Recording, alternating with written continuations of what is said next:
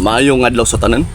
Kami nanawagan sa tanan mga banggitan nga lugar diri sa Pilipinas. So, labi na sa mga lugar na covered ng Siquijor, covered ng Surigao, Leyte, ug sa tanan mga lugar nga naay mga barangon, no. Magkayusatan ninyo tanan ha atong sesyon. Nato bagabuhaton nga proyekto na magkayusat ang tanan. Usahon nato tong mga dagom, atong mga manika. Magkayusat ang tanan atong mga kandila, usahon nato na. Ining buisit nga si BBM si Bongbong. Posible di kadutlan bong, intero Pilipinas magbarang nimo bong. Katamay ni sato, labi na sa mga taga Mindanao, katamay ni sato. Limala ka di man dutlan og bala, mga idol. Magkayuso siguro ta. PM lang ko sa inyo, asa dapat atong binyo makayusa ta. Barangon nato si BBM.